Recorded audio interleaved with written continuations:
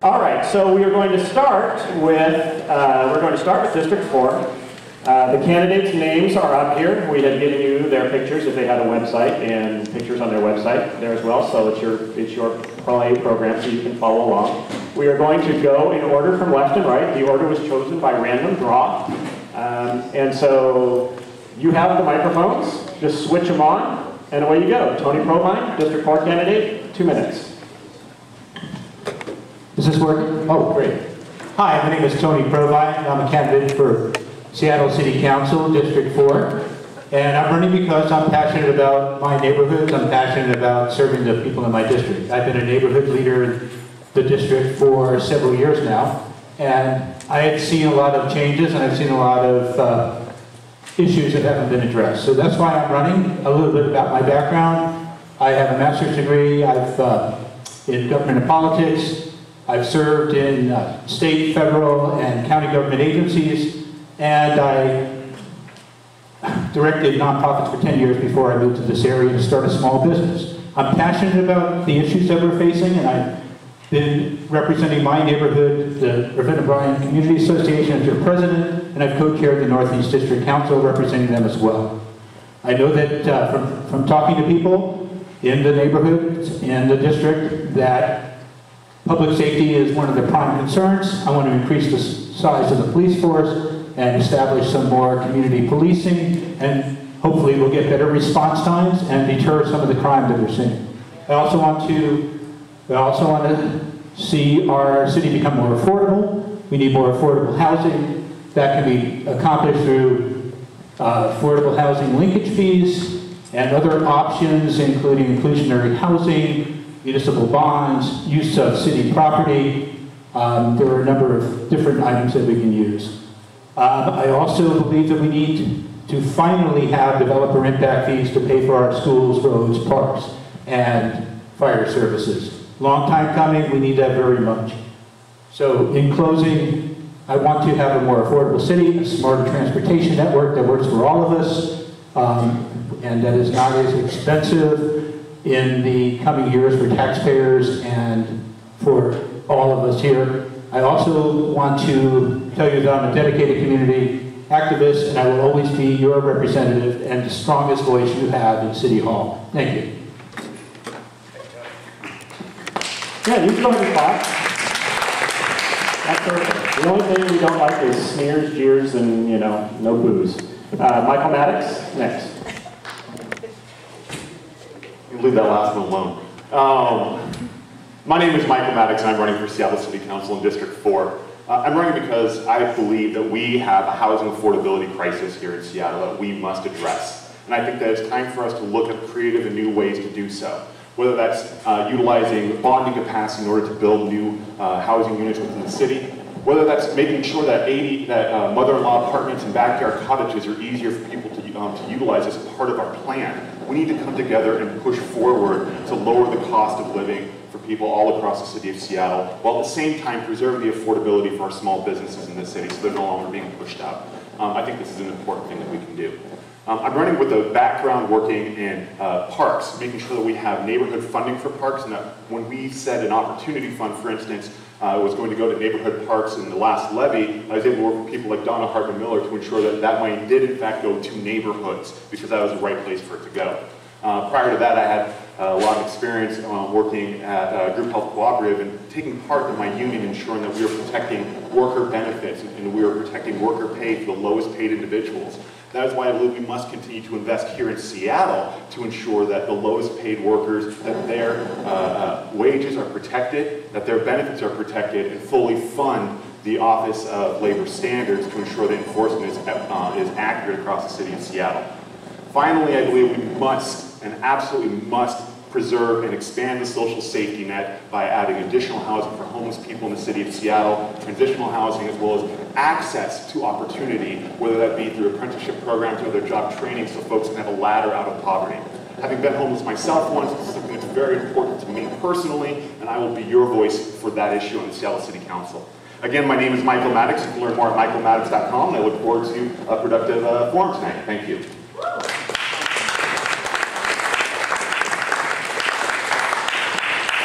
Gene Godden. Hi, I'm Jean Godden, and I am the incumbent in this race. I have been an incumbent for some time, and people ask me, why is it that you want to run again? And I look around at my opponents and I think, oh my God, I've got genes that are older than most of these guys. Well, maybe not older than Tony, but genes older than most of these guys. I will tell you that it's the best job that I have ever held. I did work for more than 2 decades as a columnist for Seattle Daily newspapers, and my job was to look at issues, find out about them, and then write about them. I would report on them. But I wasn't able to do anything more than just tell people what they should do, and they often didn't do it. Let me tell you, this job, I can look at the issues, I can find out what the problems are, and then I can do things making people's lives better. And I do. I manage to make somebody's life better every day, and sometimes a whole lot of people's lives better. For instance, I worked with Nick Licata to get paid sick leave. I managed to get No Child Without Water. We did no longer shut off water for people with minor children in the household. I was able to walk on the Burt Elman Trail and get some funds to get some of those potholes and roots taken care of. Vote for me, and I will indeed keep this the best place in the world.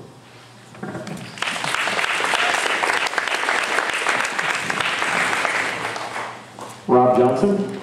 Good evening. I'm Rob Johnson. I'm also a candidate for here in District 4, where I'm a 5th-generation Seattleite, and really am passionate about running for City Council because I want to create a city that works for my daughters and my grandchildren. We're a city that really prides itself on having a great education system, having great transportation choices, and having a clean environment. That's a lot of the reasons why I'm running. When I go out and I knock on doors and I talk to people about our public education system, what I hear most commonly is how people are frustrated by the lack of coordination between what's happening at the city and what's happening in our public schools. And I'll give you a couple of examples. My aunt is the head secretary at the street at Ingram High School. Their principal, Principal Flo, has a really great relationship with the local librarian. And as a result, they do a lot of ad hoc programming together, both before school and after school. But it's just that. It's on an ad hoc basis because of that relationship.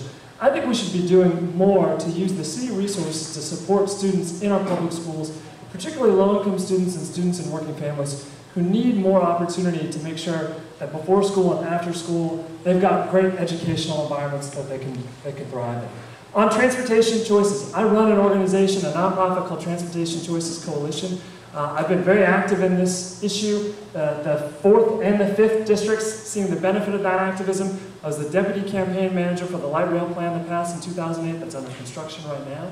I ran the last campaign for bus service here in the city of Seattle, where we're seeing the largest increase in bus service in the city's history. And I want to make sure that we're doing a really great job on implementation and making sure that those different modes of transportation are working well together, especially east-west in the city where it's so difficult. And on environment, I'm one of the co-chairs of the Environmental Priorities Coalition here in Washington State. We've got great new leadership in the city on environment, a new director of the Office of Sustainability and the Environment, but we could do a lot more to make sure that we're integrating environmental priorities in all the departments within the city so we can really get to our goal of being carbon neutral by 2035. Thank you very much.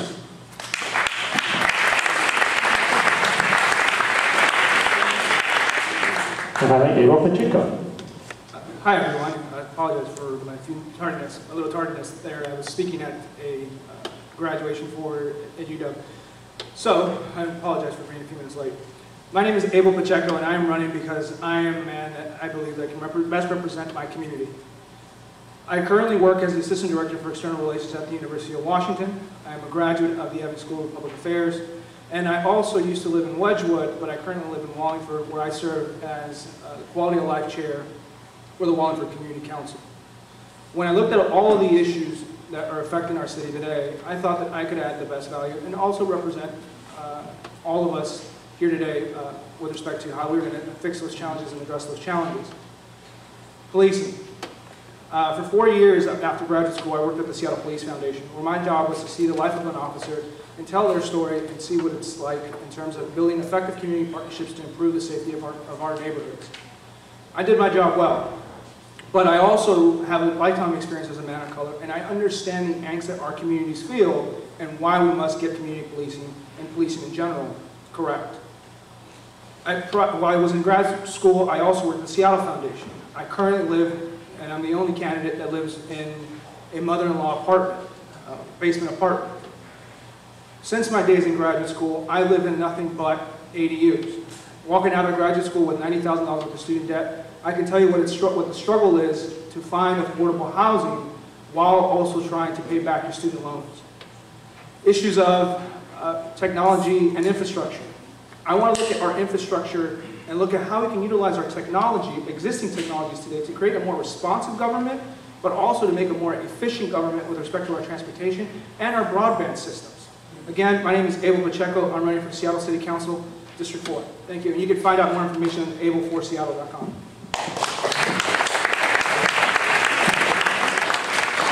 Okay, thank you very much. So we're going to do 3 questions. The first one you'll have a minute to respond, and the second 2 you'll have 30 seconds each. Abel, we'll start with you, and then we'll work this direction. The question is, give me specifics on your plan to build more sidewalks in Maple Leaf. Sure. So currently one of the revenue sources the city has is REED, Real Estate Excise Tax. Sorry, Real Estate Excise Tax. And so as we're looking in terms of development of not just commercial properties, but how do we utilize the resources and the revenue streams that we currently have to build the sidewalks that our neighborhoods need. North Seattle has felt as a community that we've been ignored. And I understand and I hear it. We've been having the same challenges serving on the Wallingford Community Council. We've asked department after department to come to speak to us, and more often than not, we get ignored. So, again, with respect to looking at how we would increase the number of sidewalks that we have here, we have to look at what existing resources are available, and what, before we ask citizens to another levy, as the city currently does and likes to do on a very proactive basis. So I want to look at what existing resources we have and how do we utilize those resources before we come back to ask for more resources. Thanks. Rob? 1 minute. So there isn't a lot of great data about how much our sidewalks are going to cost in the city of Seattle. The best estimate that I've heard from folks in the city is somewhere between $2 and $3 billion to build out the sidewalk infrastructure that's missing. A lot of that here in North Seattle, a lot in West Seattle, a lot in Southeast Seattle. $2 to $3 billion is a big number, folks. I work on a lot of big transportation issues. That's a lot of money for sidewalks, but there's a lot of different places that we should be looking. The first is the Move Seattle Levy, which is up in front of voters this November. City Council's actively taking a look at that plan right now. I encourage you to contact City Council and ask them to put more money into sidewalks. Secondly, Sound Transit 3, which if we get the authority out of the legislature this year, will be on the ballot next year. There's an opportunity for us to really build into their planning process more infrastructure funding for sidewalks and bike lanes. The Northgate Ped Bridge, it's a place where we should be putting more city funding into ensuring that we're getting federal funding and state funding to build the Northgate Ped Bridge. And then finally, in Olympia this year, there's also a state revenue plan. We should be putting more of those resources into sidewalks in the city. Thanks. Gene? Right at the moment, the City Council is looking at the mayor's Move Seattle plan, which will be before us in November. We're going to be approving that, I am sure, but on the other hand, I suspect that we will really be regrouping a bit, because I've been really concerned about the fact that the proposal only allows $7 million for safe routes to school. And when we're talking about safe routes to schools, we're talking about sidewalks.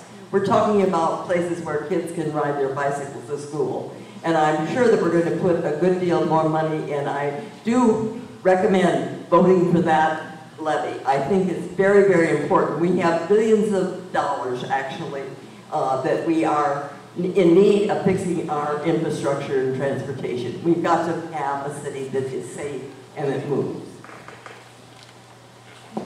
Michael? So one thing when we're talking about Move Seattle really quickly, I would also encourage you to take a look at Councilmember Nick Licata's plan. The idea that we can potentially move Seattle and make these investments without only using property tax levies and potentially bringing it back to CPT or the head tax as part of the funding source. I think we do need to move beyond only utilizing property taxes as our revenue mechanism in the city. Specifically for North Seattle, this is something that I hear a lot when I'm traveling on outside of my district or in Southeast Seattle. There is a real need for sidewalks. One plan that I've heard, and I apologize because I'm sure the candidate who's in that district is going to try to bring it up, is utilizing LIDs with matching funds from bonding capacity in order to help expand the sidewalk network in North Seattle and Southeast Seattle. I think other options that we could potentially look to would be developer impact fees for some of the sidewalk build out, or when we're having some big developments going in, such as the one up on Northeast 5th, between 5th and 8th, having the developer pay for that build out of the sidewalk so we can make sure we have safe routes to schools and that everybody's participating in that payment. Thank you. Tony. So first off, we need to make it a priority in the Seattle's Department of Transportation budget. For years, it has been a small item, a small afterthought. It needs to be moved to the front of the priority list. I feel the same about using levies. I think we need to lessen the taxpayer's burden. So I would urge that we use developer impact fees as well as mitigation monies from projects that are going on adjacent to where we need the sidewalks. Lastly, we've also used matching funds from the Department of Neighborhood's Matching Fund Program to the Neighborhood Parks Street Fund, which my district council, and I'm sure several other district councils throughout the city, have apportioned part of that to sidewalks. We've had limited money there. I would suggest that we need to make more money available for many years to come so that we can move the sidewalks to the front of the list and complete that project within the next couple of decades. Thanks. All right, second question. You have 30 seconds for this one. Tony, we'll start with you and then go that way. What committee would you like to serve on and why? Simple, planning and land use. That's where I can make developer impact fees happen. That's where we can have the greatest impact on affordable housing through the linkage fees, through a bonding measure, through the housing growth fund. There are a number of different mechanisms around that we can make that a reality. So that's my #1 priority. And also, I believe it's time that we regulated development around here. I don't think that we can have smart growth without regulated development. And do I have more time? It's 30 seconds total. Oh. It was 30 seconds, so that's 30 seconds. 30 seconds. 30 seconds. So, good sense of time though. Mike. I believe on the questionnaire that we received, I put 4 different committees on there, so I'll lead off with the one that I would prefer to chair, and that would be the Parks Committee, primarily because it's the area that I know most of, having served on the Parks Levy Oversight Committee, as well as the Denny Award-winning Park Legacy Committee with Charlie Zaragoza, who I see right there. And I think that would be a good spot for me as a new council member to be able to learn some of the ropes, what we're going to be doing from the city perspective. While at the same time, I think it's important to look at who else is going to be on council and who would possibly be best in other roles to ensure that we are having smart land use and smart transportation infrastructure investment. Thank you. Well, I am chair of the Parks Committee, as a matter of fact, and if you have been chair of the Parks Committee for 2 years and you are re-elected, you get to be chair of the Parks Committee for 2 more years, and I would like to say this is very important because people do connect to their parks. We need good parks. I'm also chair of libraries, a Seattle Center, and gender equity. That's why I wear this pin that says no wage gap, because I'm very, very concerned about the fact that women make 73 cents on the dollar here, and we've got to do something about that. Thanks. Rob? Transportation. Housing is the #1 cost for most households. Transportation is the #2. There was a recent article in the New York Times that said one of the best ways to ensure you're moving out of poverty and into the middle class is to have great access to public transportation. So I think about transportation as a social justice issue, and I think that's the committee that's most important to me. I want to work really hard on implementation of our new Move Seattle plan, which I think is going to pass this November. I want to work hard to make sure that the bus service that we passed last year is well integrated. I want to build ST3 and more things. Abel. So I like to utilize my professional experience as well as my education to best represent this district, and to really, where I see that really is in the Public Safety, Civil Rights, and Technology Committee, and in the Seattle Public Utilities and Neighborhoods Committee, so that I can ensure that our neighborhoods are being heard. All right. So Abel, we'll start with you. Another 30-second question, and then we'll come this way. If elected, what would you like your first accomplishment to be? Ooh, that's a good one. My first accomplishment that I like would be reviewing what community-based solutions we can have with respect to public safety. Because I think that as we hear all the angst that's happening, not just nationally, but also across the state and across our city, I want to make sure that we have it right. And so the number one concern that I hear from the Wallingford Community Council and why I was elected to serve as the Quality Law Chair is because we felt that we weren't having enough of a police presence or a community-based police presence when it comes to public safety. So I'll make sure that that's my first accomplishment. I'd like to see us go back to the award-winning neighborhood planning process that we had in the early 90s to bring communities and neighborhoods together to help identify what they think is priorities within their community, whether it's more sidewalks, whether it's better schools in their neighborhood, whether it's more restaurants, more retail. I want to make sure that communities are identifying the amenities that they want, and then I want to be working with them and working with developers and the development community and with city departments to make sure that we're building infrastructure and resources within communities that they've identified as important to them. I think probably one of my first moves will be to make sure that the neighborhoods are kept strong. I'm very, very proud of the neighborhoods in Seattle. We have some wonderful, distinct neighborhoods. I have lived in 2 of them in this area, and I love them very much. They're my neighborhoods. I will work very hard to do that. That's what sets us apart from places like Portland, more homogeneous. In Seattle, we have distinct neighborhoods. Michael? Okay. I mean, for me, I think really what it would be is revenue reform. I've talked with council members Bagshaw and council members Sawant about options that we can have on the table, whether it be, oh, I lost the word. I mean, yeah, oh, bugger. I just had a moment. Whether it be taxes on property transfers that are in excess of $250,000, whether it be impact fees, whatever it's going to be, we need to move beyond the constant reliance on sales taxes, on flat fees, and other regressive taxes, real property taxes, and that's going to be something I'm going to push hard for in my first year. Thank you. Tony? So I would say the enactment of developer impact fees, so first off, is having developers pay their fair share. So developer impact fees, affordable housing, linkage fees, and other affordable housing options. So we can build more schools, so we can take care of our roads, so we can take care of the neighborhoods. And I also want a robust neighborhood planning that comes from the bottom up rather than from the top down, where our neighborhoods actually have a part in protecting their design guidelines and their neighborhood values, as well as the kinds of structures and growth that they're Thanks, Tony. All right, so Donna's handing out yes, no, and I don't know placards. So this is what you will hold up when I ask you your questions. However, the first one is, I'm just going to ask you to shout out how long you have lived in District 4. Tony? 12 years. 12 years. Michael? 7 years. 7 years. Jean? 20. 20 years. Rob? I'm going to go with 9.5. 9.5. Abel? 5. 5. Great. Okay, grab your placards. Have you ever served on a community neighborhood council like the Maple Leaf Community Council? All right, Rob, you're upside down.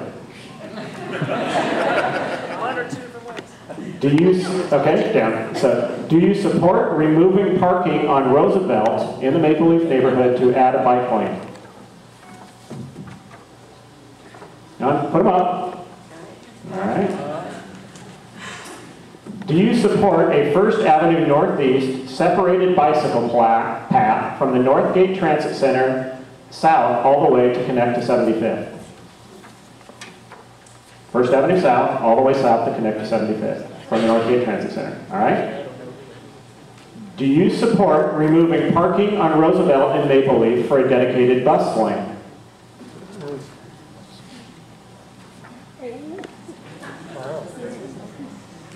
Do you support the $940 million Move Seattle proposal? All right. Will you open an office and/or have weekly or semi-weekly office hours in Northeast Seattle if you're elected? And finally, because District 4 only represents a sliver of our neighborhood, Will you represent Maple Leaf in the same way you would represent neighborhoods contained completely within District 4 boundaries? That was a gimme question, everybody. All right, if everybody can give our candidates a great round of applause. Thank you very much for your participation.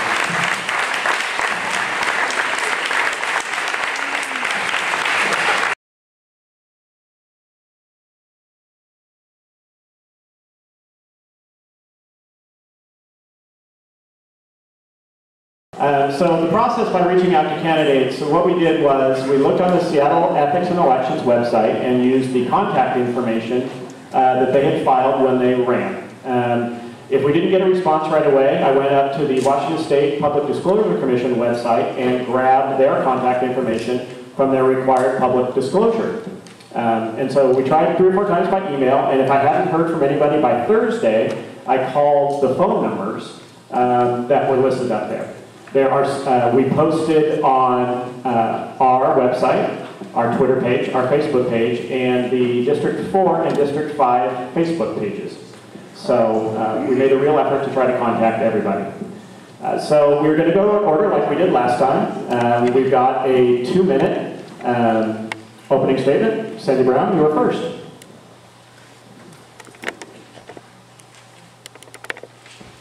Thank you so much, David. I'm Sandy Brown. I'm running for Seattle City Council in District 5. And I have been a progressive community activist over the last 20 years, working in the areas of public education, homelessness, marriage equality, and also gun responsibility. It was about 20 years ago when I was a member of the Lake Washington School Board, and we replaced the 300 portable classrooms that we had, built 3 new elementary schools and a new high school. So I'm a builder. And then the second thing is that in homelessness, I was one of the founding members of the Committee to End Homelessness. And we actually built 4,500 units in that process of the 10-year plan. And then with marriage equality, I stepped forward and participated and led the work in marriage equality. And it was my face and my voice in the TV commercials and in the direct mail pieces around that as a progressive faith community leader. And then when Sandy Hook happened, I gathered friends together and we created the Washington Alliance for Gun Responsibility, which put together Initiative 594. We voted on that this last year and passed it statewide 59%, and here in the city of Seattle, 85%, the first time we successfully took on the gun lobby. So far, I have knocked on the doors of over 4,000 homes, and my campaign over 9,000 homes here in North Seattle, including much of Maple Leaf. I walked here tonight. I live just across the freeway. And so Maple Leaf is like second home to me now. And I've learned a lot about this district. First, we're very interested in public safety. We're concerned about long response times for police calls. Second, transportation is a high priority for us. And I look forward to this question on sidewalks and providing an answer on that. And third is a question of affordability. We want to have a place that's affordable for ourselves and for our kids. And so I'm looking forward to making a big difference for Seattle, and I'd like to have your support in the District 5 race.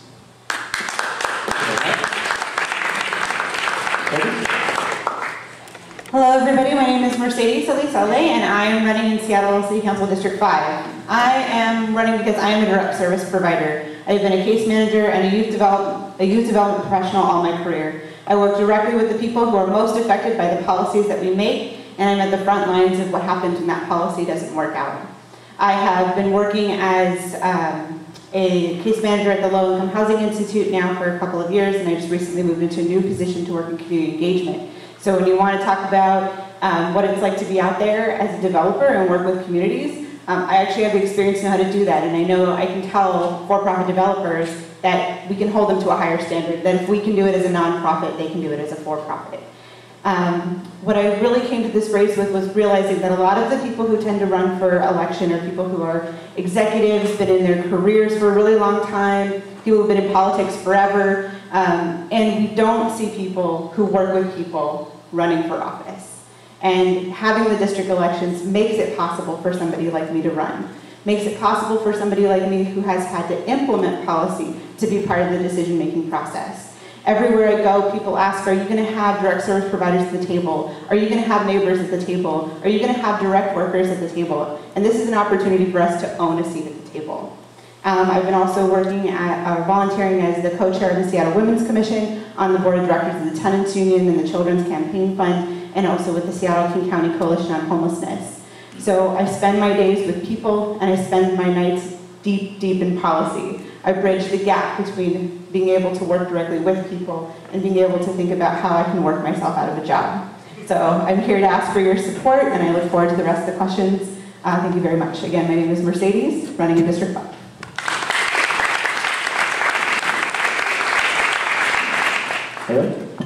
Hi everybody, my name is Haley Watkins, and I too, like everybody else up here, is running for Seattle City Council right here in District 5. I am from a family that struggled to make ends meet when I was growing up. My parents worked really hard, often more than one job, and still it was difficult, particularly when an unexpected expense came up, whether the car broke down or the time my brother knocked out his front tooth and had to be taken to the dentist. I very clearly remember those panicked looks and those worried conversations about whether we were going to put food on the table or push the light bill off for another month. So when we are talking about issues like housing affordability and living wages and affordable transportation, those issues are not rhetorical for me. And I learned from a very young age that if I wanted something, I would have to work for it, because as much as my parents, like every parent, wanted to give me everything in the world, that just wasn't always possible. So work hard I did. I worked 2 jobs while I was at UW pursuing my degree, often more than full-time, waiting tables, being a nanny, doing just about any service job that you can think of. And along the way, I also began my organizing career. I took my first ever political action with the King County Labor Council in a labor dispute with the port. And from there I was hooked. That was the first time that I really saw the collective power of people coming together to make their voices heard. So that's what I've done ever since. I organized to turn out the youth vote, to register young voters. I organized on the marriage equality campaign, working 12-hour days, 7 days a week for a year, knocking on doors, making phone calls, and being there every single step of the way. Now I'm the organizer for Planned Parenthood Votes Northwest right here in Seattle, where I manage our political and advocacy volunteer program. I know the hard work that it takes to take an idea, to turn that into legislation, and then into law. I have been there every step of the way. Thank you so much. I ask for your vote, and I look forward to diving a little bit more into the issues in a moment.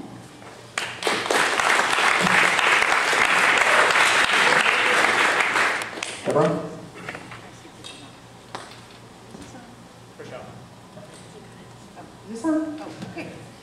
Good evening. My name is Deborah Juarez, and thank you for being here. Let me tell you a little bit about who I am as a person. I have been in this neighborhood for 25 years as a mother, and this is where I raised my children. They went to Eggstein and Nathan Hale. I have been a lawyer for 28 years. Started out as a public defender, I went to legal services, and then I served as a King County Superior Court judge. Then I found myself in Olympia being a legal and policy advisor to 2 governors. And from there I went to work and do economic development through a Wall Street firm that built and did debt financing in Indian country and for rural communities. Then I found myself as a partner and chair of the tribal practice group in a law firm. But why I'm running for office is because this is my neighborhood. I am a builder. Now, when I say builder, I actually mean that I actually work for governments and groups where we would go out and say, this is where our clinic is going to be, this is where our housing is going to be, yes, this is where our casino is going to be, this is where our youth center is going to be. Those are the things I did as a lawyer, as an investment banker, as a policy advisor, but more importantly, as a person who lived in a neighborhood where I care and where I grew up. I grew up on the Puyallup Reservation. I'm an enrolled member of the Blackfeet Nation. I'm also first generation Hispanic. I'm a founder of the Hispanic Bar, a Native American bar, and the Minority and Justice Commission. I have worked for 28 years for civil rights, social justice, economic development. My 3 key issues are transportation, economic development, and affordable housing. And my sign just fell down in the back. You can learn more about me at deborahjuarez.org. Thank you.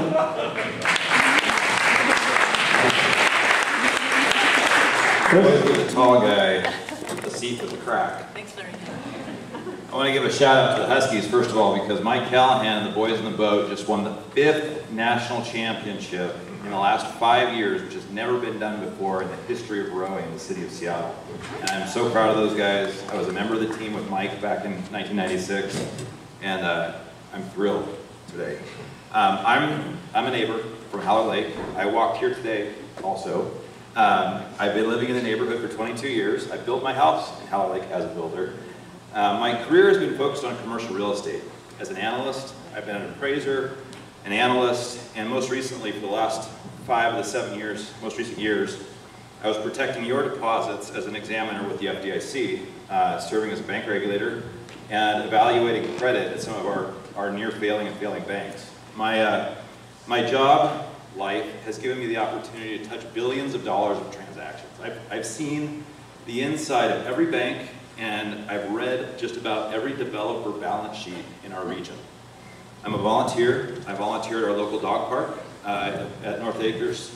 I'm a volunteer on the board of directors for the Howler Lake Community Club, and I serve the community club as a representative to the Northwest District Council and the City Neighborhood Council, and I'm on the Planning and Land Use Committee for the City Neighborhood Council. I also recently started serving our neighborhood as a liaison to Shoreline, looking at Shoreline's effort to improve the 145th Street corridor in relationship to Link Lake Rail going in. I have a lot of ideas about how we can recruit capital for our area. We do have problems. We have problems with streets and public safety and sewer, and I don't need to go through them all. But I really believe that the reason I'm running for city council is because I want to be your neighbor, and I want to represent my neighbors here in Howler Lake, and I'm just grateful to have you guys listen to me. So, thanks.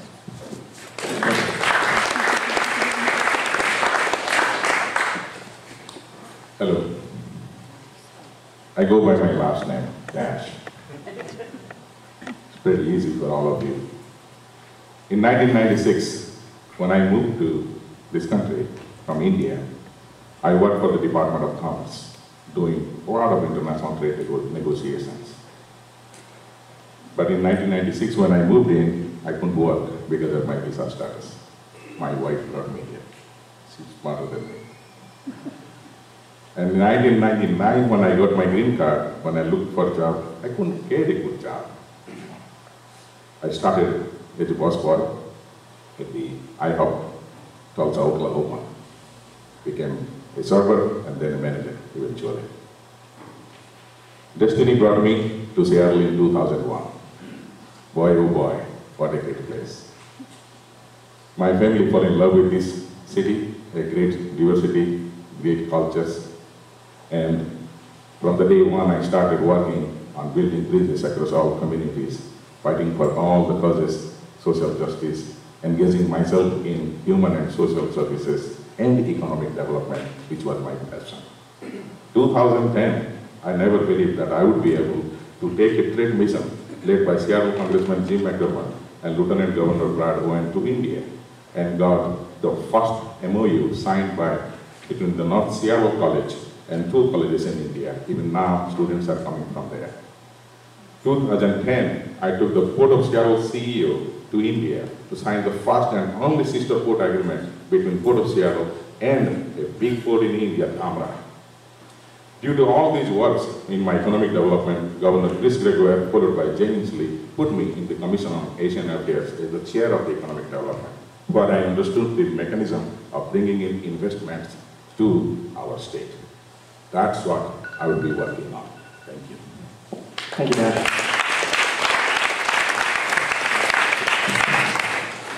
Okay, we'll move to the questions. Dash, you'll be first up.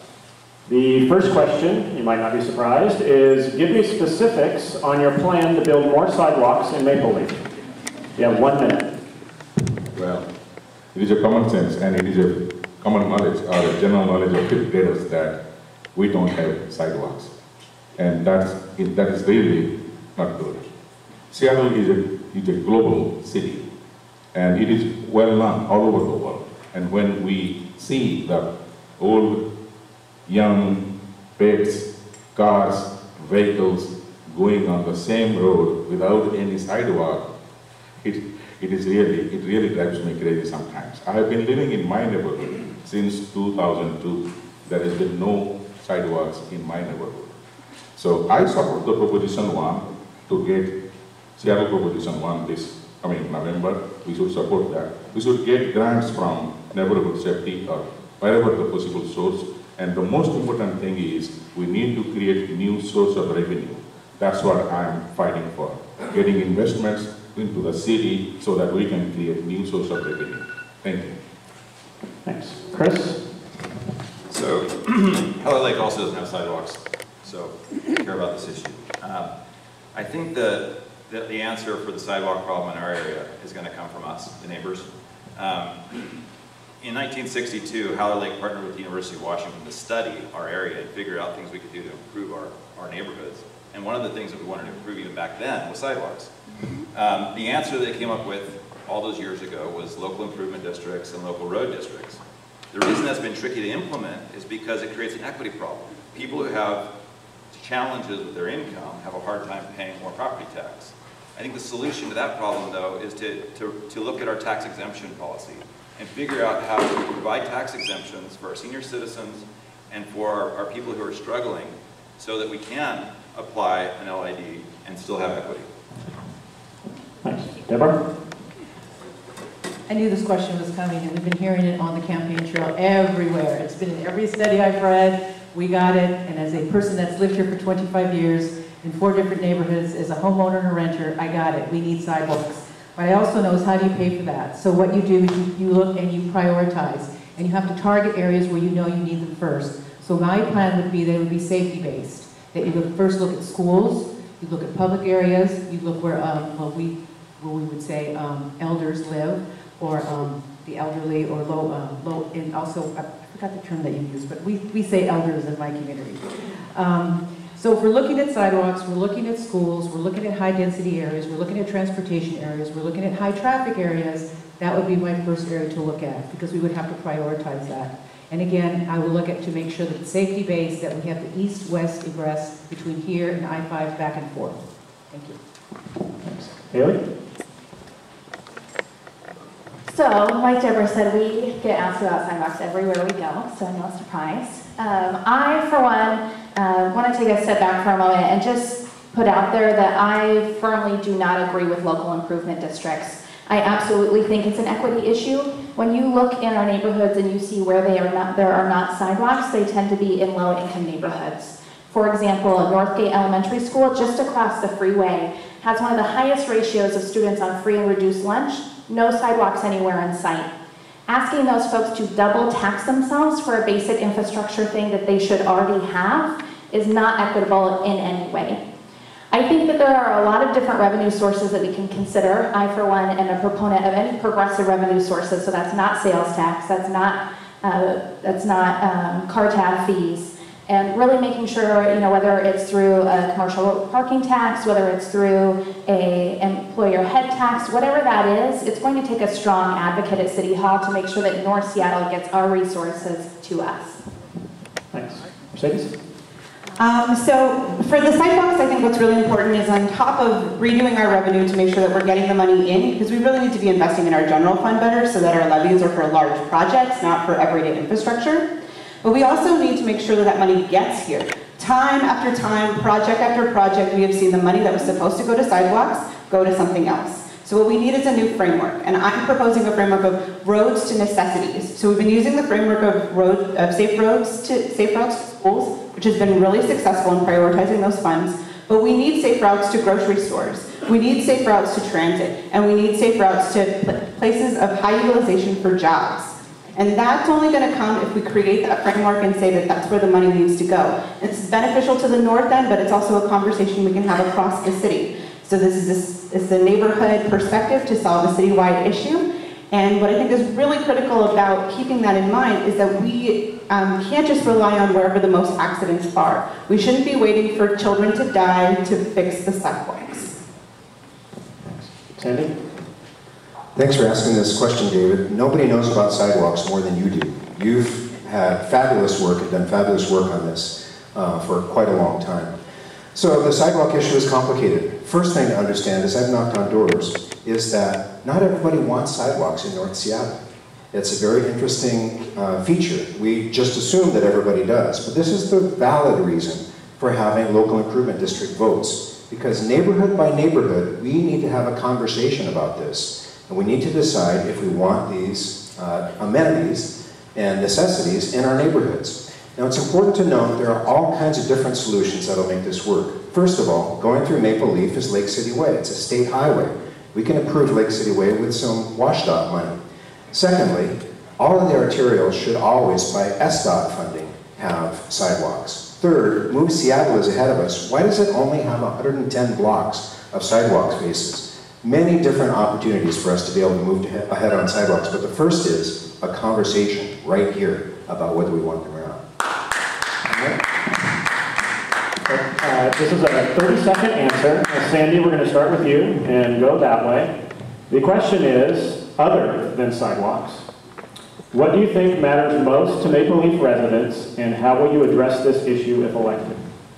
The most important thing that I hear as I talk with people is public safety.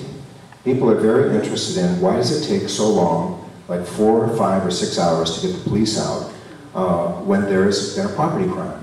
And the answer to that is actually quite simple.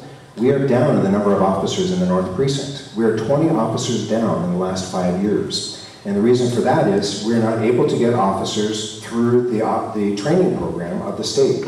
So we're going to have to be able to ramp up the hiring that we are doing so that we can get the officers that we need.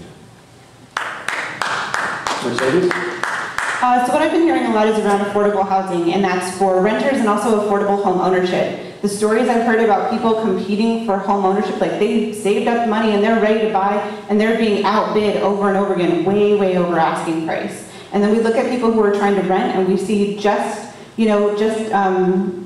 up the road in Northgate, we're seeing people seeing double rents come through with only 60 days notice. And what I think we really need to do is start talking about what affordability means, and so we can start reprioritizing our policies to meet where people are. Thanks. Haley?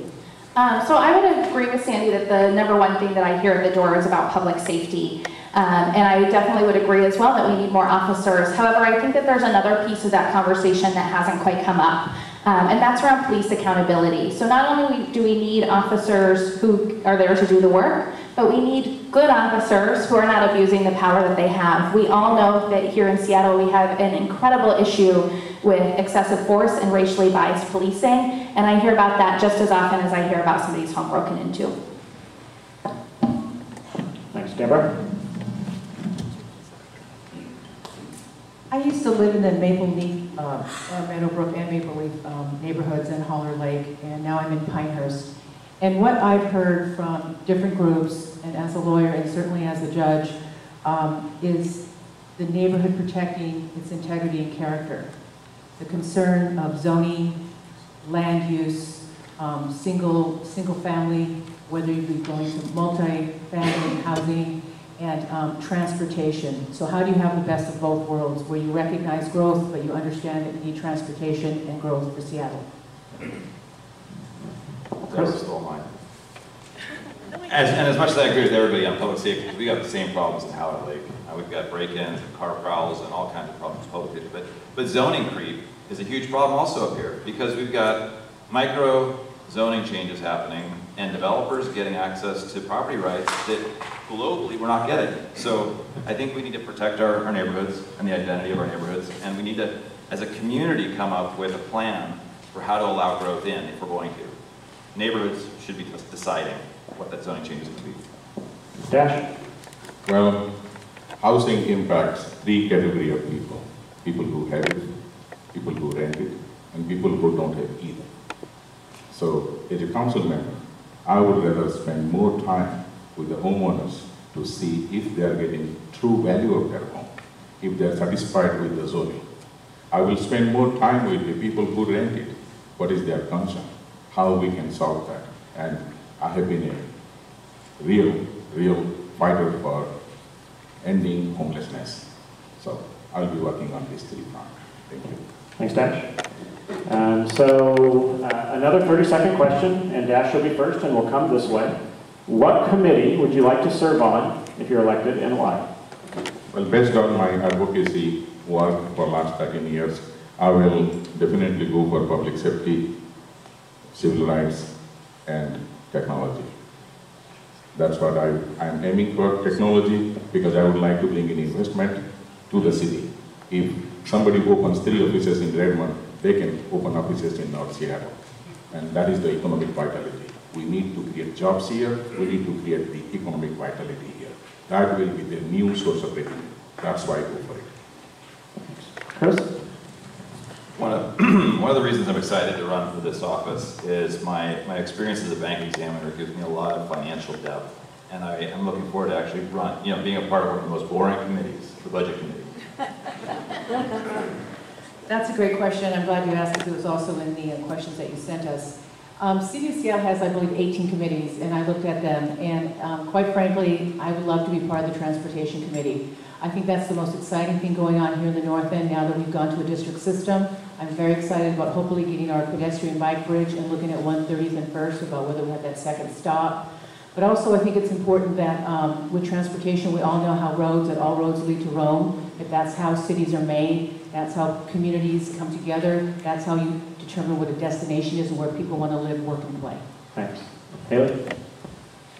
So I'm actually going to say 3, and my top 3 would be housing affordability, transportation, and public safety.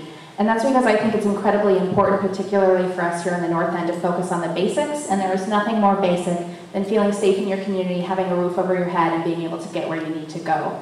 In addition to that, I would love it if we created a whole new committee that made sure that our city was implementing family-friendly policies, such as paid family leave, that dealt with wage equity and the child care crisis that's happening in our city as well.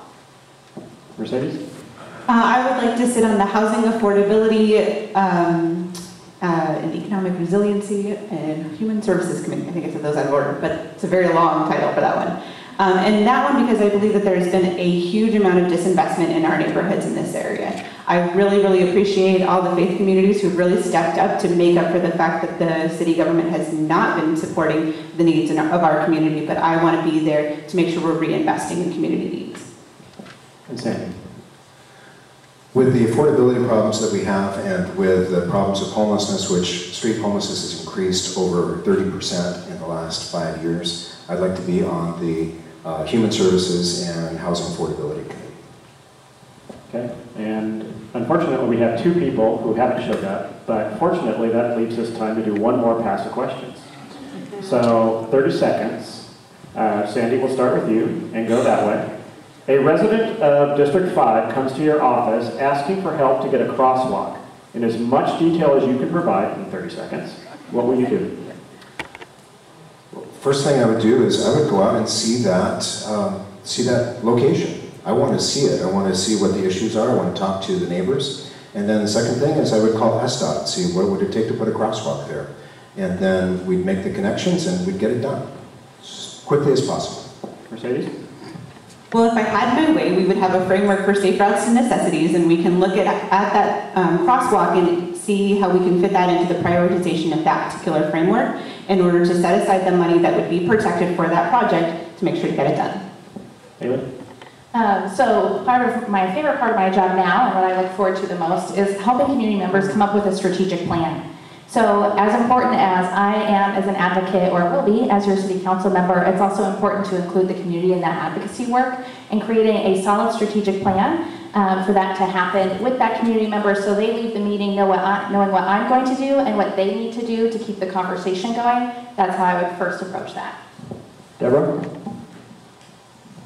This is something that I always enjoy about being a public servant and working for the governor and working for the state and working for tribes, is having someone come to you with a problem, being able to solve it.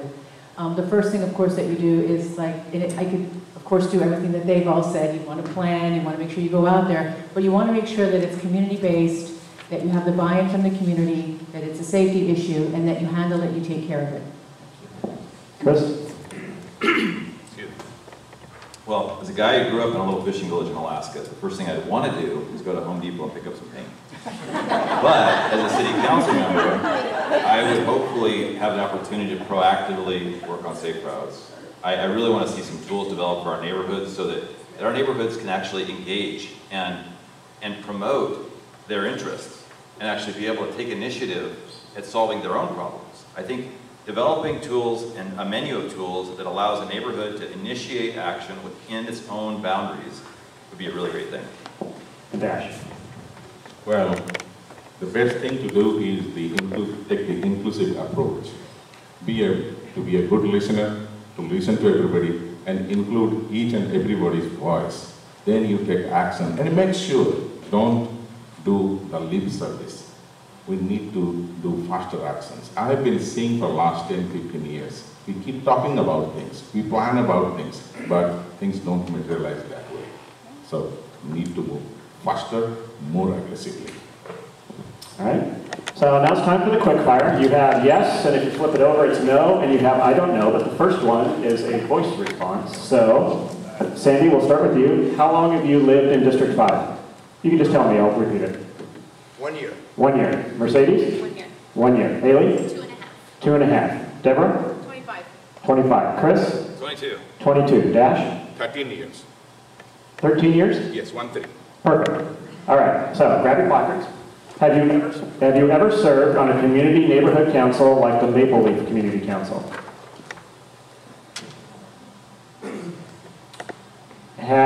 Do you support removing parking on Roosevelt in Maple Leaf to add a bicycle lane?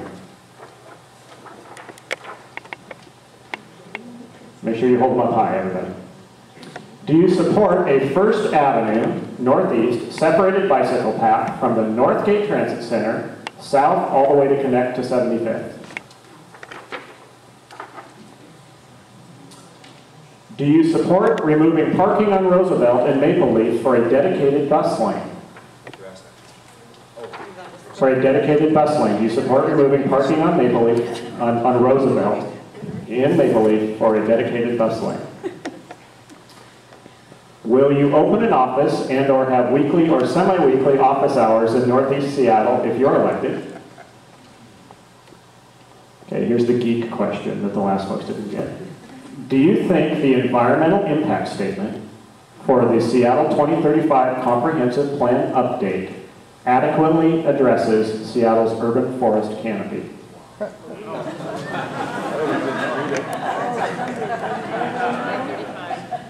Hold them up high, don't be shy. Hold them up.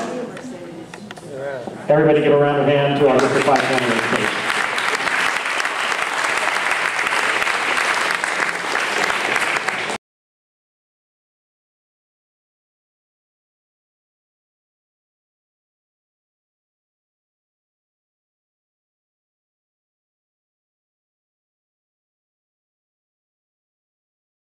From Tim Burgess on down to his left. You have 2 minutes for an opening statement.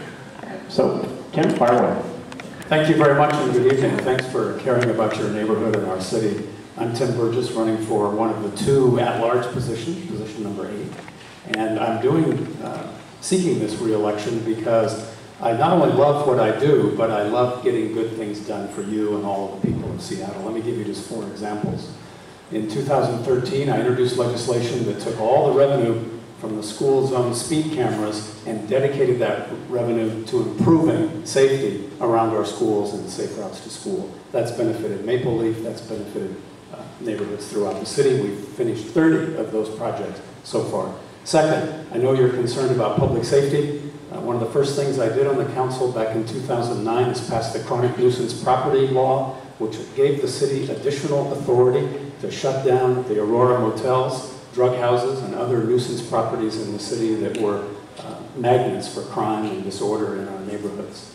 Nurse-Family Partnership. New York Times calls it the best anti-poverty program in America. It sends specially trained nurses into the homes of first-time moms.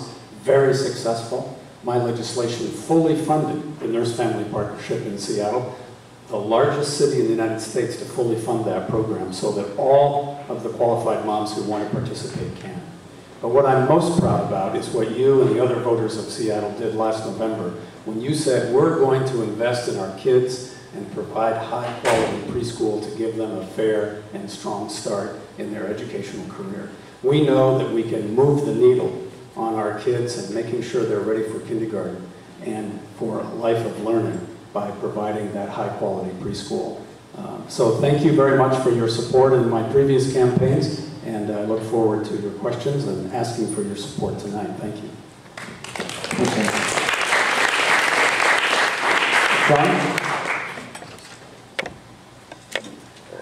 Hello, everybody. My name is John Persak, and I'm running for at-large number 8. I live in the Georgetown neighborhood, and I'm a blue-collar worker at the Port of Seattle in Union Longshoreman, and lived in Seattle for 25 years, lived all over the city. And one of the biggest reasons I'm running is because City Hall seems to be very out of touch with our neighborhoods. There seems to be a lot of arbitrary zoning decisions. Our city planning is disconnected from transportation, and so we continue to see gridlock all over the city. And we continue to see gentrification of jobs out of the South End. We're talking about jobs that contribute to 1/3 of our city's tax revenue. Those are jobs, those are businesses that can't go away. In my own neighborhood, I've been fighting gentrification of those jobs. I've also been working with small businesses in our community who are tied in with the arts community. They see what's happened in Ballard and Fremont, and they're frankly very scared about the way decisions get made at City Hall. And so I work very closely with them. I'm also very concerned about transportation. I believe we need to look long-term, 50 years into the future. I still am concerned about the levy that may go to voters in November because I don't feel that it's equitable and complete and comprehensive for the price tag. And so we need to take a look at our long-term transportation planning in our city. So I will end it there, and I really appreciate your support, and it's great coming up to the north end again to see everybody.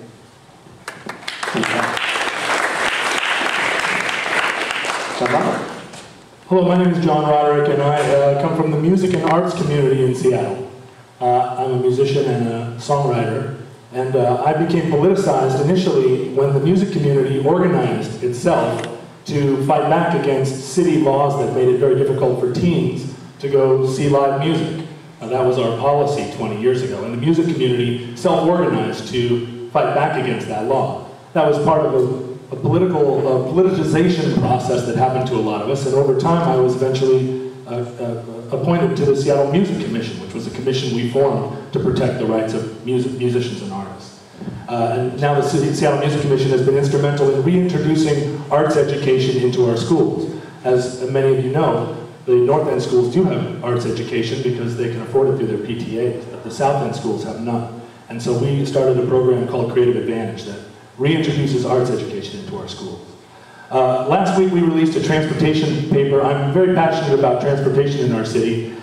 When Seattle was built, it was built around a network of trolleys. And we took those trolleys away more than 50 years ago. And we have a kind of phantom limb syndrome here in Seattle. We're missing our trolleys that used to connect our city, and that our city was actually built around. And we need to put those trolleys back. It's much less expensive than you might think, and we can connect our neighborhoods in concentric circles of trains that move us around our own neighborhoods. Only 15% of our trips are from our neighborhoods to downtown. Most of them are around the town. We also talk a lot about police reform, but we need to talk about the way we police our neighborhoods. There are some criminals that need to be dealt with, but a lot of people are on drugs and troubled and are not getting the help they need. Also, I'm an environmentalist, and as we build our city in this next 20 and 50-year plan, we need to build a carbon neutral city. And it's not a joke. We actually can do it, and we need to do it. Thank you. I'm running for position 8. My name is John Roderick.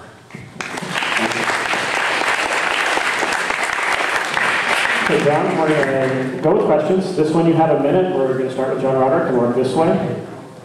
How will you ensure the Northgate Urban Center has sufficient units affordable to people who work in the Northgate Urban Center, as well as preserving affordability for seniors in the Northgate Urban Center?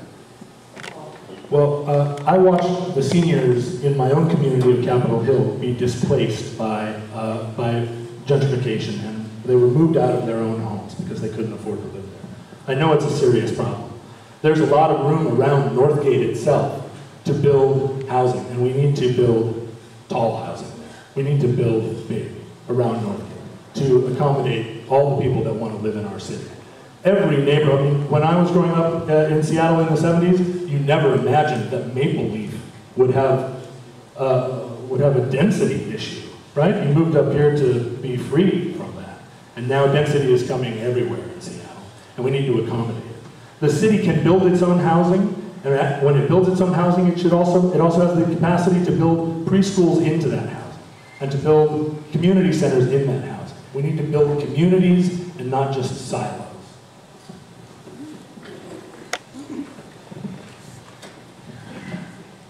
I live in a community where there are a lot of seniors, and seniors are being displaced because of the high housing costs, both in terms of property taxes and also the rents. And I think when we go into a neighborhood, to upzone or redevelop, we have to ask ourselves a question, and that is, do people know what's happening? You know, it's one thing to have a community meeting and expect people to show up, and people do show up and they're diligent, but oftentimes there's people who do care, and they do have an opinion, and they do have a concern, and they'll never come to a meeting like that. And so I think the city needs to make a commitment to actually doing direct outreach to these people. You know, our seniors that live in the neighborhood, they should get a phone call or a knock on the door or a postcard in the mail letting them know that there's somebody that wants to talk to them about the changes that are happening. And I think that's really the only way to come up with the answers that are workable. Tim? So to answer your question, how would I make sure that affordable housing, I would adopt mandatory incentive zoning, which means that as people build housing in the Northgate Urban Center, they would have to set aside a certain percentage of those homes for low-income and workforce housing. Bellingham does it, Kirkland does it, Edmond does it, Federal Way does it. Issaquah is just getting ready to adopt it. Seattle could certainly do it as well. All right.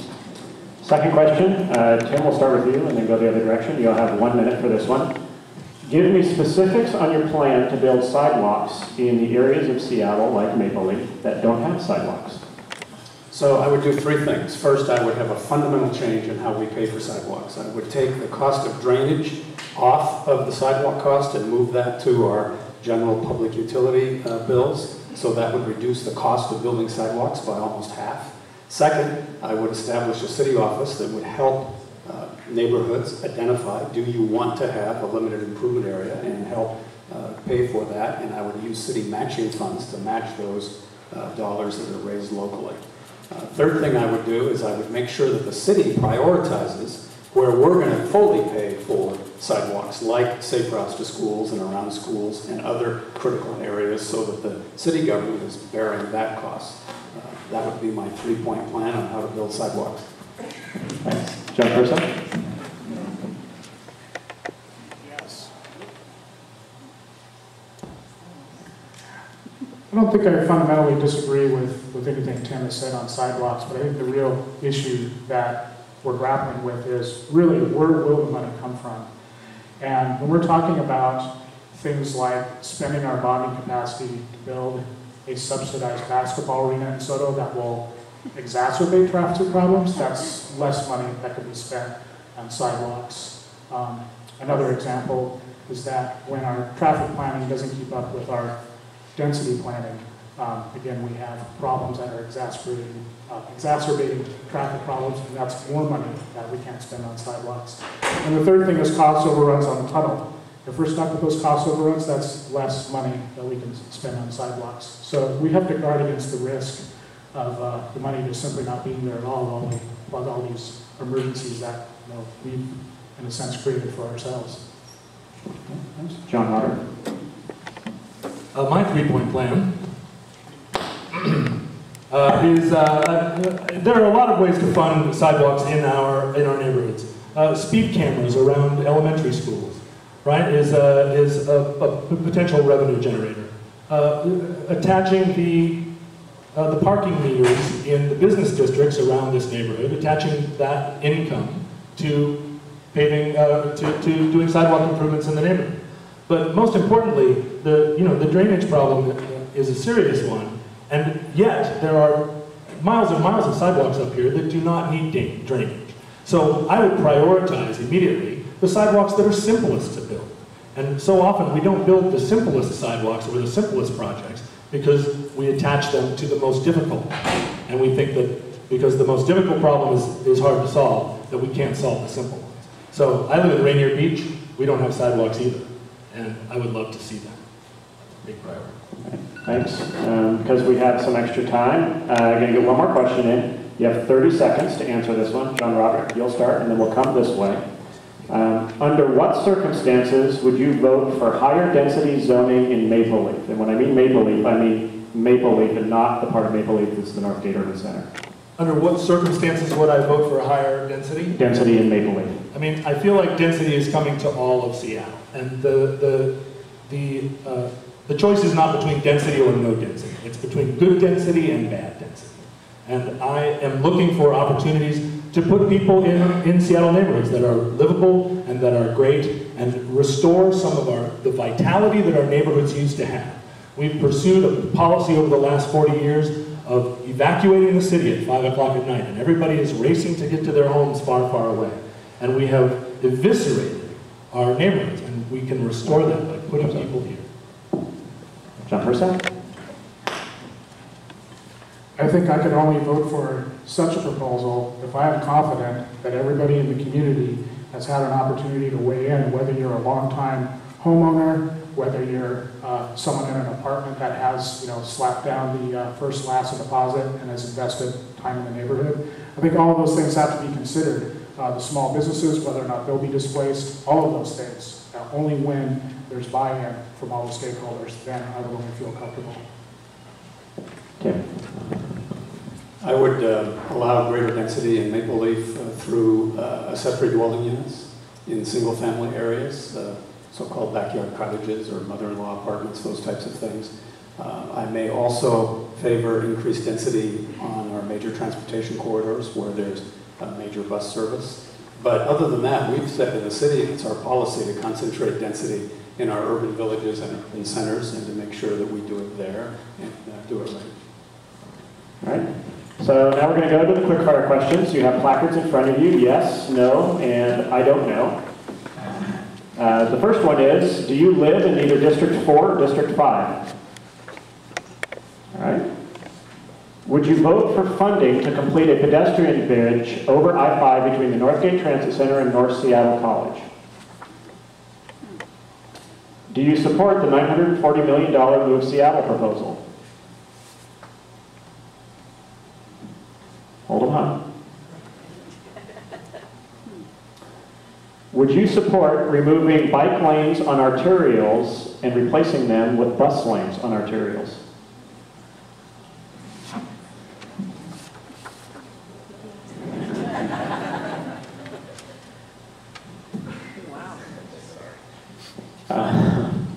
Do you support requiring notification signs for any building or development permit for new constructions, additions to existing buildings, or changes in use? Do you support requiring notification signs on site for any building? Okay. Would you sponsor or support legislation in 2016 after you're elected or re-elected to implement the Safe Neighborhood Streets legislation, lowering non-arterial speed limits from 25 to 20 miles an hour? And finally, the repeat of the geek question.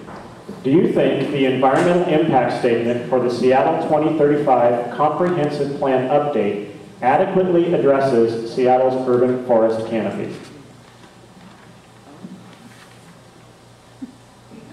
A round of applause for our at-large participants.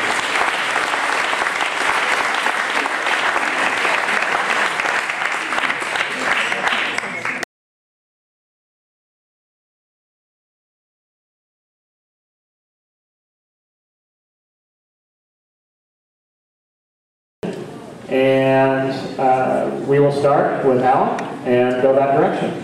Alan, 2 minutes. Hi, I'm Alon Patak. I'm a Seattle City Council candidate for position 9, one of the citywide positions. I've lived here in Seattle for the last 20 years, the last decade down in Delridge, where I raised my 2 daughters who go to Pathfinder K-8. I am running because Seattle is at a crossroads. It is time for us to decide who we're going to be when we grow up. Our city is growing immensely fast, and there's lots of good things that come with that, but we're in a crisis here. We're in absolutely a crisis. Nobody can afford to live here anymore, not just the people who are making our most progressive minimum wage in the country, but people making $50,000 a year and $70,000 a year can't afford to live here anymore. Our streets are choked with traffic. And all of us who are running for citywide positions and are crisscrossing town over and over again really are getting to see how bad things have gotten. Last week, as my friend John Roderick mentioned, he and I put out a plan for rail for Seattle. A plan that we can do now, today. We have the money for it. A plan that will later connect with what Sound Transit is building for us. Earlier in the week, I put out a different plan for housing for us to require mandated inclusionary zoning, meaning that 1 in 5 units in our city, new units, in our centers and villages, would be affordable to people making the new minimum wage. And on top of it, we should get rid of the requirement in backyard cottages that owners have to live either in the house or the backyard cottages. So in places like where we are right now that aren't in the urban centers, we can get some more housing without changing character. We need to also support our local businesses that we love, the places that make our neighborhoods great, and some of our greater, bigger businesses. Bring back our Sonics. I know we can do these things because this is what I do every day as an urban planner and what I've taught my students at the university in planning and civil engineering to do. I ask you for your vote in August. Thank you.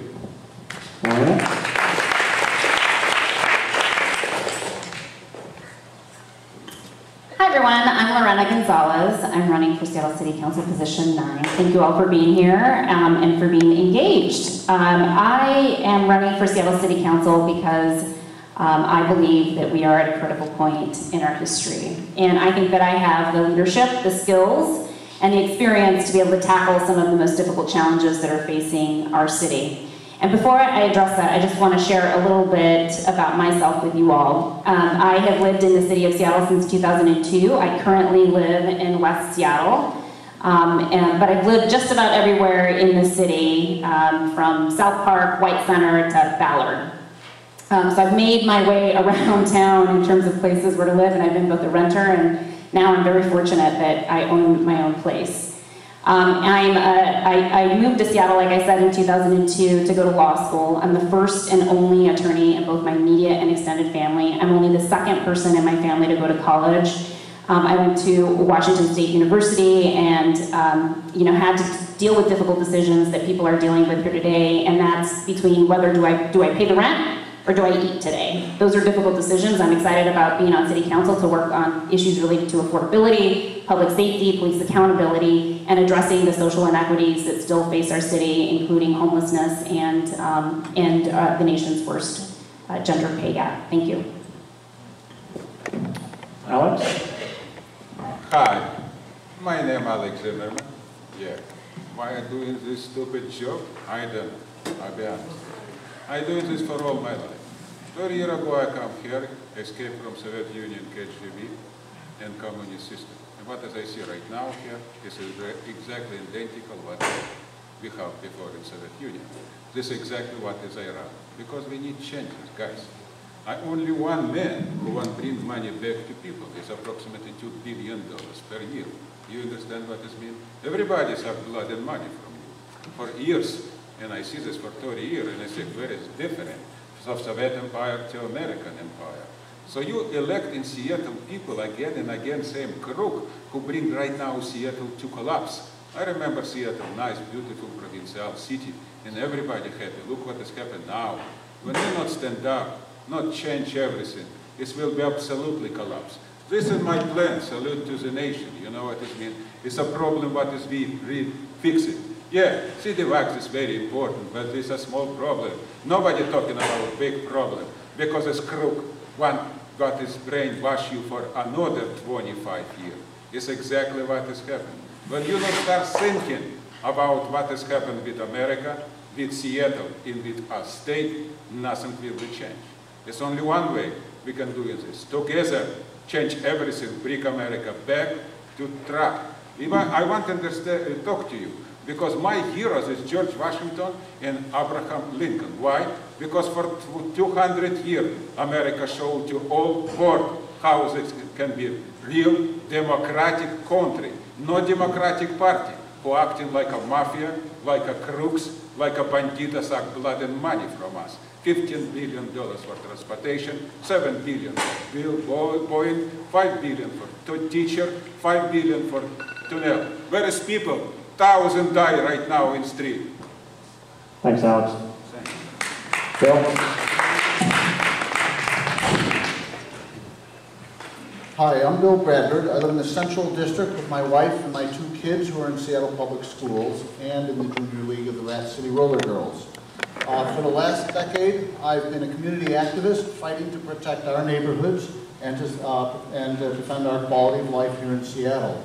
I was the chair of the Seattle Neighborhood Coalition, and I have years of experience working with citizens and with the City Hall on issues of zoning and development. Today in Seattle, downtown and development interests have far greater say in what's happening in this city than you as citizens do. I'm running for City Council because I think we need some new leadership on City Council in order to help us take back Seattle. If you think your neighborhood plans and the interests of the neighborhoods are being ignored, it's time to take back Seattle. If you think that development impact fees, which we could have been collecting for 25 years, should be used to pay for our parks and roads and schools, should be collected, it's time to take back for schools. If you think it's wrong that we have 6,000 kids in portables and a $2 billion roads backlog and over $250 million in parks maintenance that needs to be done, it's time to be taking back Seattle. I worked hard to help us get district elections. You had some fine candidates here for District 4 and District 5, and I think they share your interests. And I will work for you as a citywide council member to help enable those people to give you what you need. I am endorsed by the 43rd, sole endorsements of the 43rd and the 46th District Democrats. Jerry Paulette in the back there has endorsed me as well. I humbly ask for your support and your vote so that we can reprioritize our families, our neighborhoods, and our small businesses. Thank you so much.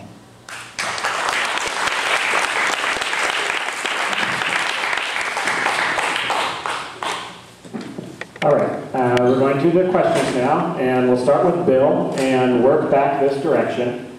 The first question is, give me specifics on your plan to build sidewalks in sidewalkless Seattle. Well, we definitely have a problem. It's not only the north end here, but the south end is also noticeably missing sidewalks. And in fact, they have some, I think, worse conditions for their housing and their people and their roads. We have a huge problem because in order to put sidewalks throughout the city, I think we'd bankrupt ourselves. It would probably take the whole state budget to do that. So I think we need to be very creative. I would do three things. One is I would prioritize the main routes that we need to have for walking, for access to transit, and where kids go to school and people access like commercial districts and parks. And I think neighborhoods could sit down and figure out where are the high priorities. I'm not quite sure whether we need LIDs, we need some funding from the state, if we're going to get some grant money. There's a variety of solutions out there. The second thing I would do is I would look for secondary streets. I would do what Berkeley and some other state cities do, and they use traffic calming as a way to turn their streets into Wooners. And that means it's a pedestrian and bicycle priority, and that we can do that very cheaply with ecology blocks. We'll talk later. Alex? 1 minute. Guys, yes, city walks is very good here. When you cannot fly, for example, yes, that's very important. But point about this, why he always talk about city walk? We have a ton of problem, a huge problem right now. Political problem, economical problem. American people totally, ordinary American people totally out from system right now. Totally is 80% approximately. Totally out. You know what this means? From economical, from media, from judicial system. We don't have government more. We have a bunch of crook, a mafia, organized criminal who staying together, they suck blood and money for us, and look us, so we're like a slave right now. You don't understand this? Who care about city walk? It's like you have a problem with your finger, yeah? You have a cancer, but you cut your finger, so what? Who care about your finger? It's exactly what I want to explain to you guys. Thinking about this, we need change. We need fundamental change. We need to bring America back. What is we lose for last 30 years in my eyes. You understand what I'm talking? Start understand this. It's important. Thanks, Alex. Lorena? Thank you. So currently in our city, we have over 900 miles of city blocks that don't currently have sidewalks. And sidewalks, when we're talking about getting people out of their cars, because that's good for the climate, because it's good for traffic in terms of relief, it's really important to make sure that we have an appropriate sidewalk infrastructure in our city to get people out of their cars and to places safely a different way. And sidewalks is a way to do that. The issue is that sidewalks are incredibly expensive to build. and they're incredibly expensive to maintain. There's a statistic out there that says that if we were to repair all of the sidewalks that are in disrepair right now, it would cost the city $1.9 billion to do that. So we need to make sure that as we're looking at our sidewalks, we know where our revenue is going to come from, including commercial parking taxes, impact fees to developers to make sure that those sidewalks are getting created within our cities, and then I will end it there because my time is up. Thanks. Alon? Thank you. My street does not have sidewalks, though it's not up here. I spent yesterday afternoon with my daughter in council chambers, going with so many other people to ask City Council to put more money in the new MOVE levy into sidewalks and crosswalks and safe bicycle and pedestrian facilities. And everybody there was supportive of doing just that. We can do it where we need it most, at least through safe routes to schools, where kids need to cross the street to get to school. But the other thing we can do is, as Chris told you, he wanted to go get a bucket of paint, we can go get a bucket of paint. There is a program right now in the city that allows you to get a permit and paint your own crosswalk, allows you to paint your own intersection, and we can do a lot of more low-impact things that would create places that are comfortable to walk in lieu of spending a lot of money on sidewalks. Thank you. Okay, this next one is 30 seconds. Alon will start, and we'll go that way. What committee would you like to serve on, and why? I would love to sit on the Land Use and Planning Committee. The biggest issue that we face in Seattle is one of affordable housing. These are the issues that are nearest and dearest to my heart. As soon as you all kindly elect me into office, we will work on inclusionary zoning, we will work on backyard cottages and fixing our problem, making sure that everybody that wants to live in Seattle is able to afford to live here. Lorena? Thank you. So there's a lot of committees and only 9 city council members, so all city council members elected get a chance to serve on a lot of different committees, but there's a couple that I'm really interested in. One is the Housing Affordability, Human Services, and Economic Resiliency. I have a lot of experience really sort of tackling economic development issues. One of the things that I worked on while I was at the mayor's office the last year is passing a priority hire ordinance, which makes sure that people who live in our city get the jobs that are being funded by our taxpayer dollars on public works projects. Alex? I think council has to be worked in every committee without exception. This us employee, we pay $120,000 for part-time. What is bullshit this? This is exactly what has happened now. And don't forget, council is your representative. So take this for the neck. In every council meeting, in every committee, supposed to be everybody present, so we can ask everybody, what is you doing for us today, tomorrow, next year? Is a key to everything. Thanks. Thanks, Alex. Bill? I think you'll have to choose between Alon and I, because we're going to both fight for the Land Use Committee. I think land use and zoning in a city is really everything. It talks about what we're going to do, what we're going to build here, what our built environment is going to be like, what our unbuilt environment is going to be like, and what types of things we're going to do in the city. And I think it's very important that we get a better control over that. We've been giving away too much to developers. We can demand more for affordable housing. We've lost the opportunity to collect impact fees for the last 25 years, and we've dug ourselves a deep hole. And the first thing I would do is fix all of those. Thanks, Bill. This is 1 minute. Bill, we'll start with you and come this direction. How will you ensure the Northgate Urban Center has sufficient units affordable to people who work in the Northgate Urban Center, as well as preserving affordability in the area for senior citizens? Well, we do already have the ability to do inclusionary zoning under state law. And the problem is we've implemented it very poorly. So under our incentive zoning program, it basically says when you have zoning, any additional units you put in, any additional height that we give, you can demand affordability. The problem that we've been doing is we've been demanding affordability at 80% of area median income. And for many neighborhoods, 80% of area median income is above what rents are in that area. So in effect what we've been doing is we've been incenting developers to gentrify our neighborhoods. That's incorrect. The other thing we've been doing is we've been giving away the multifamily tax exemption. Ultimately, about half of the units under the multifamily tax exemption will be for micro-housing units, which are absurd because they're averaging about $900 a pop. We need to be using our tax exemption for developers to produce family-sized housing and at a far deeper affordability. Thanks, Bill. Alex?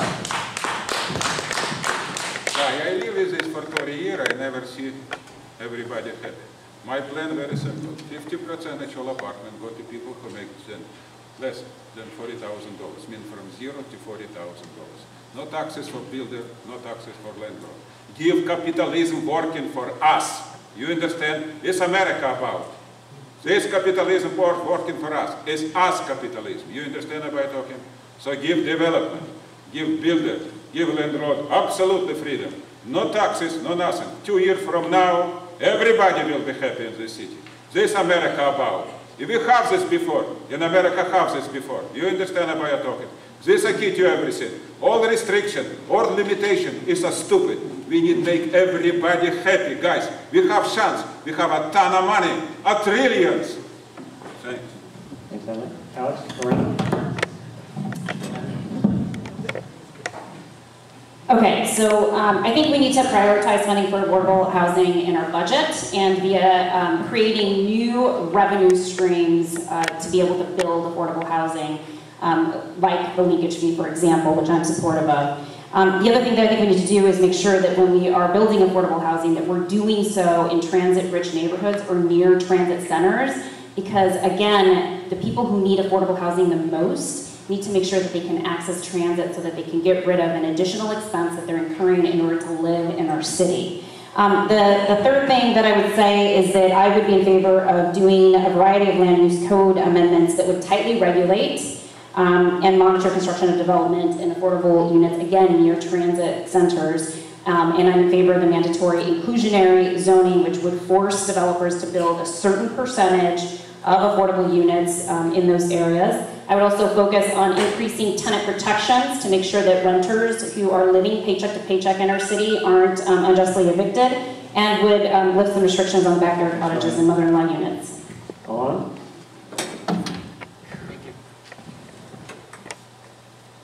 So we're talking about Northgate. Northgate is one of our urban centers, and it is a place that is getting a light rail station. This is a place that we absolutely need to build a lot more. We need to take the opportunity of the access that we are building in Northgate through the light rail station to build a lot more. And this is where we use the inclusionary zoning that I've written about and make sure that 1 in 5 new units are affordable to people making the minimum wage. This isn't 80% of area median income. This is closer to 30% of area median income. This is people who will be making $22,000 a year right now. So affordable to folks who are there. And even if they don't get to work in Northgate, they'll get to ride the light rail when it finally opens to other centers and connect them. Thank you. Okay, this one is 30 seconds. Alon, we'll go with you and go the other direction. Under what circumstances would you vote for higher density zoning in the single-family areas of Maple Leaf? I think we need the right density in the right places. Northgate being the place where we want a lot of high density, we want to build a lot more and have a lot of it be affordable. And in our neighborhoods, we want to build a little bit more in our backyards. We want to make sure that it's easier to build backyard cottages to make the look and feel of the neighborhood be the same, while essentially being able to almost double the number of houses that we have. Keep the look and feel, but make it easy to build more. Lorena? So I would focus on areas in single family home zones that are near transit, and by that I mean within walking distance of transit. I think those are areas that are logical to build some additional density. But again, at the end of the day, it's really critical to make sure that the city improves its process of engaging the community, which is not something that the city has been doing well at all historically. Thanks. Alex? Hi, guys. I rent for all my life, you know what it means, for the last 30 years. Guys, when you have a private house, for example, you own this house, you boss in this house. Nobody can touch you without your permission. Local group, you know what it means, local council, you know what it means, can decide exactly what this means. We have room enough for 250,000 people without touch private businesses, private home. You understand what this means? This means everybody can be happy. This is exactly what I want to explain to you guys. It's very simple, everything. Don't give this crook suck blood and money for us and doing something what is only for a couple people good. Thanks. Bill? I think we do have to rezone some single-family zones because the city is growing and the original urban village boundaries, I think, were not properly drawn. But I think one of the problems is that we don't, excuse me, we don't engage property owners fairly in the dialogue. We've been doing zoning and rezoning changes in the city, and people aren't aware of what's happening around them. So the first thing I would do is I would say to people, if we think this is a good area, put additional density so that we have better access to our transit or our commercial uses, that we engage those citizens in the process, and that we find ways for them to participate in that financial upzoning. All right. Eyeballing here. Okay, so I think we have time for one more question coming back. You'll each have 1 minute to answer. Over the last several decades, the number of uniformed patrol officers, these are officers on patrol in cruisers, has declined. By one source, there's 150 patrol officers fewer today than there were in the 1960s, despite the fact we've grown significantly as a city. Is this the right application of personnel? And if not, from council, where you don't, control the police department, how would you work to change this? Well, I definitely think that we are understaffed in the police department, but at the same time, we have an issue with the police in terms of how well they're interacting with our communities. And I know one is we have a service issue. Someone gets a break-in, it'll be hours before the police arrive, so you can even file a police report to take care of your home. So we definitely have symptoms of understaffing. But I think I would like to see more of the police on the streets and walking around. And I think those police need to be what were called years ago community service officers. They need to be unarmed. If we are going to have police in our schools, if we are going to have police escorting public protests, they should not look like they're really going into battle. But I would also try to address our issues of the mistrust that we have with the police, and that we need to be making sure that police that are in effect, using excessive force, and we have many counts of this, that those police would be removed. And I would ensure that as we get the police, they're best serving the communities. Thanks, Bill. Alex? Hi, guys. How I can explain to you? 30 years when I come, it surprised me because I lived before in big city, what is in crime in big city always bigger. Seattle very nice, quiet, probably nobody killed one another. Right now, the #1 state in property crime in the United States. We have 25% more than average American, approximately 32,000 crimes. Yeah, statistics, not mine. Yes. Guys, we cannot change problem when 50% people totally poor. When you poor, and you have in your back a wife and 2 children, and you don't know, no money, no house, no nothing, you will be a criminal. You will go a bandito. I am criminal. Government prosecute me. Why? Because I bring biggest class action in American history. My name will be in American history forever. 100 million I bring back alone. And right now they spread around all America. So we take $100 million from government who steal from us money. Guys, we go poorer and poorer every day. No one policeman can stop this. Hitler don't do this, Stalin don't do this. Dictator cannot do this. Democracy, absolutely can. Lorena? So the other committee that I would serve on if I was elected is the Public Safety, Civil Rights, Technology Committee. And this feeds into this answer. I'm not just giving you a random answer. So I actually, as an attorney, I'm a civil rights attorney by trade. And the area that I've worked in since 2007 are on issues of police reform and police accountability. And I worked on those issues before it was sexy to work on those issues. And I worked on those issues not just as a lawyer, but as a community advocate while on the board of One America, the state's largest civil rights organization, and made sure that our police department that a light was being shined on our police department and its misconduct to make sure that as they are out on the streets policing, that they are doing so consistent with the Constitution of this country. Now, I think that it's absolutely necessary that as our city grows, that we increase the number of police officers that we have on the streets. The North Precinct in particular is incredibly understaffed and we really, as a city council, need to take a look at how we're going to staff those issues. And we need to make sure that they're well-trained so that they are policing constitutionally. Alon? We have a police officer shortage in this city. Amongst the largest cities in the United States, we have the fewest per capita officers here in Seattle. Now, that's not a fair statistic because we also have a much lower murder rate. But we don't have enough officers. When we have Folk Life, we send more officers to go there for crowd control, and you have less officers here. That's why we have problems with break-ins when there aren't enough officers in the neighborhoods. We need more.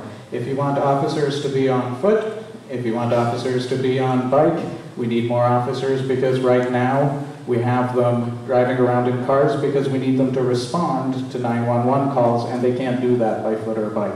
So we need more officers. I think Chief O'Toole is doing a great job, and she is working to change culture in the police department, and we need to give it some time to let her do her job and get her some more officers, get her the help she needs. All right, thank you very much. So before we go to the quick-fire yes or no questions, I want to make two announcements. First of all, to remind everybody that the 20th annual Maple Leaf Summer Ice Cream Social will be Wednesday, July 29th from 6, that's the last Wednesday in July, from 6:30 to 8:30 at the Maple Leaf Playground.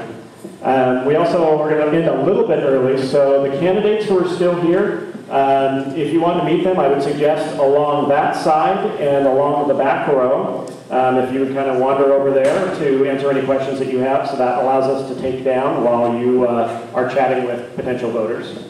And then just as a reminder, if you're looking for the questionnaires that all of the candidates filled out, there'll be a link on the homepage of the Maple Leaf Community website, which is very simply mapleleafcommunity.org.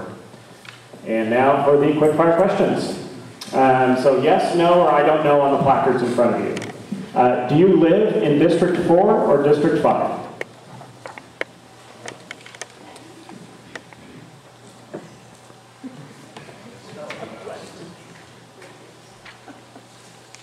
Yeah, I live here. Yeah. Okay, in District 4 or District 5, all right? Will you vote for funding to complete a pedestrian bridge over I-5 between the Northgate Transit Center and North Seattle College? I am sick from this, you know what it is. Okay. Do you support the $940 million Move Seattle proposal? All right. More money, more money. Would you support removing arterial bike lanes to turn them into bus lanes? Bike is a big problem. All right.